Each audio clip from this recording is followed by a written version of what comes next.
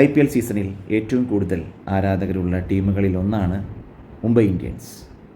പക്ഷേ ഈ സീസണിൽ ആ ടീമിന് എന്തു സംഭവിച്ചു? ഒരുപാട് പരാജയങ്ങൾ ഏറ്റുവാങ്ങിക്കൊണ്ടിരിക്കുകയാണ് മുംബൈ ഇന്ത്യൻസ്. ഇങ്ങനെ പോയാൽ അവർക്ക് പ്ലേ ഓഫ് സാധ്യത നിലനിർത്താൻ പറ്റുമോ എന്ന് കാണികൾക്ക് സംശയമുണ്ട്. ഇത്രയും അധികം ആരാധകരുള്ള ടീം, സാക്ഷാൽ ക്രിക്കറ്റ് ദൈവം സച്ചിൻ ടെണ്ടുൽക്കർ കളിച്ച ടീം എന്നൊക്കെ ഉണ്ടായിട്ടും ഈ സീസണിൽ വളരെയധികം മോശം പെർഫോമൻസ് അവർക്ക് എങ്ങനെ, അല്ലെങ്കിൽ പരാജയങ്ങൾ ഇത്രയധികം എങ്ങനെ നേരിട്ടു? ക്യാപ്റ്റൻ്റെ മാറ്റമാണോ കാരണം? ഇതിനു മുമ്പുണ്ടായിരുന്ന ക്യാപ്റ്റൻ രോഹിത് ശർമ്മ വളരെ മനോഹരമായാണ് ടീമിനെ നയിച്ചിരുന്നത്.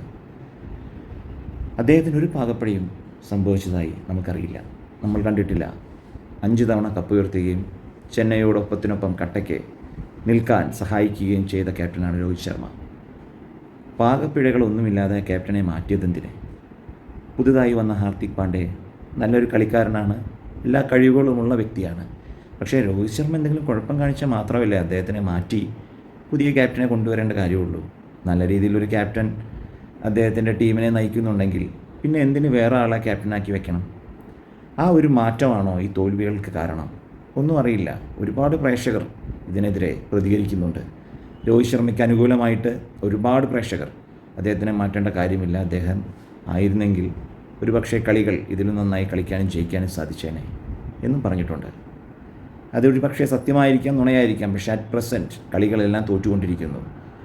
പുതിയ ക്യാപ്റ്റൻ്റെ തന്ത്രങ്ങൾ ഫലിക്കുന്നില്ല എന്ന് തന്നെയാണ് എല്ലാവരും വിലയിരുത്തുന്നത്. പക്ഷേ രോഹിത് ശർമ്മ അദ്ദേഹത്തിൻ്റെ കടമ കൃത്യമായി തന്നെ നിർവഹിക്കുന്നുണ്ട്. ക്യാപ്റ്റൻ അല്ലെങ്കിലും അദ്ദേഹം ടീമിൽ കളിക്കുന്ന ഒരാളായി കഴിഞ്ഞ കളിയിൽ പോലും സെഞ്ചുറി അടിച്ചുകൊണ്ട് കളിയെ ജയിപ്പിക്കാനായി മാക്സിമം ശ്രമിച്ചിരുന്നു.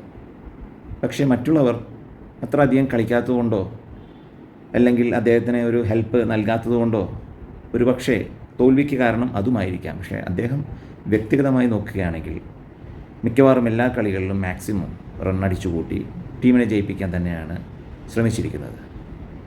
അതുകൊണ്ട് ഇനിയുള്ള കളികളെങ്കിലും ക്യാപ്റ്റനും മുൻ ക്യാപ്റ്റനും എല്ലാവരും ഒന്നിച്ച് നല്ല രീതിയിൽ കളിച്ച് പ്ലേ ഓഫിൽ എത്താനുള്ള സാധ്യത മുംബൈ ഇന്ത്യൻസിന് ഉണ്ടാവട്ടെ എന്നാഗ്രഹിക്കുന്നു.